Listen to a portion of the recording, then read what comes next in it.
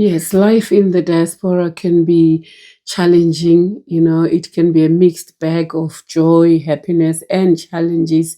And when many people decide to embark on this journey, they don't even know what to expect. But for those that came 5, 10 years ago, there are some people who came in with the desire to be able to invest back home. They rushed very quickly into sending money home upon arrival because they thought, you know what, in the next 2, 3 years, I might be returning, so I better start sending money home for projects. And unfortunately, they didn't yield any results because, when you have somebody doing your projects for you when you're not there, mostly they won't succeed because nobody's going to put the effort to build your dream for you whilst you're not there, unless if it's a parent or it's somebody you trust. But I've heard stories where even children have misused money that their parents had sent back home. So I would advise those people that have just come into the country to take their time, adapt into this country, settle first, get to know the systems, get to know how things work, how the finances work, get to know even the money that you are earning realistically, what can you do, and also make a decision at some point. And I don't think this is a decision that one can make quite quickly, but there are some people that come knowing very well that I'm only going to the UK for 5 years and I want to return back home. Well, if that's you, then that's absolutely fine. But for those people who are actually at the crossroads and they don't even know whether they want to go back or they want to settle here, where do they put all their eggs? Do they put them here? Because I find that if you're very quick to split your finances between here and abroad, you will really struggle to be able to have a good quality of life whilst you're settling down here. So my advice for somebody who's just embarked in this country, take your time to get to understand how this country works. It may take you 6 months, it may take you a year, but it's better to be able to be putting some money aside before you divert your funds. And then when you now understand, when the systems, the shock of being in this country has sunk in, you can then make a decision that what do you want to do? Do you want to invest here or abroad? But sending money might be costing in the long term. That's my piece of advice. I also know of people that, in fact, I know of a lady that I knew very well, and she left her 40-plus-year-old son back home. She decided she was going to build a house in one of the most affluent areas in Harare, and she did manage to build this house. But unfortunately, this project took her 5 years instead of 2.5 years. And when I used to ask her, why it's taking so long, she said, well, a lot of the money is being diverted for her grandchildren because apparently this son was not working and the money that she was sending to build the house was being diverted to the kids' school fees and all sorts. And this particular person was really struggling in this country, was doing a tough job, and she wasn't young. Now she's in her 70s as we speak. And so she was working very hard for this money.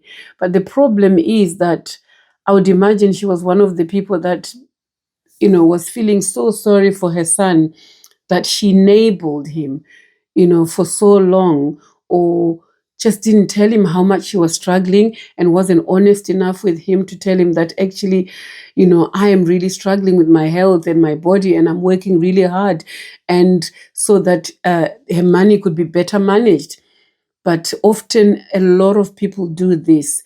They send money, they use their emotions to be able to put all their resources to their children or their family members who are in Africa, and then they lose out in the long term, and yet their health and their quality of life here is next to none.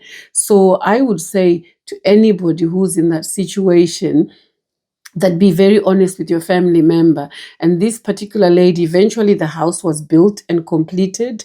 And again, instead of getting an estate agent to manage the house so that her money, the rent money, could be kept for her when she returns, as she was intending on returning, no, that the son and his children and his family then moved into the main house, and they were collecting the rent for a little cottage that was outside, which was only a very small cottage. And again, I was talking to this particular lady and she was reflecting that perhaps, the son should have lived in the cottage. And then that's exactly what I say to her. Then she could have given an estate agent to run the home. Then that way she could be having savings, but that didn't happen. And now, fast forward several years later, she's not even sure whether she can move back home to live in this house that she spent probably 10 years building, because the project took a lot longer, and initially saving the money, doing a tough job. And because this particular person is now in her 70s, when we have conversations, she tells me that, my health now is not great. I haven't put anything aside for a rainy day. I haven't put anything aside for medical bills. I can't afford private medical insurance. My son is living in my house. And if I went there, because I'm already looking after this grown-up man who's probably now in his late 40s or 50s, who she's been enabling all these years. And after all that hard work, the sad part is she can't even go back home. And I know of a few people who are in the same situation, who haven't thought through what they were going to do. And what I would say, that maybe if she had thought things through properly, she could have built a couple of small cottages, maybe 1 bed each, 2 beds, or cluster homes on that plot that she had, and then maybe a smaller one for herself. Then she could have managed the tenants on her own on arrival, and then she would know that I have guaranteed rent within these 2 small properties, and I'll be able to manage them. Then she would be able to return, and she would know that I've got revenue that will come through to look after me. And this is a very, very sad story of many people that just don't think ahead of time before relocating.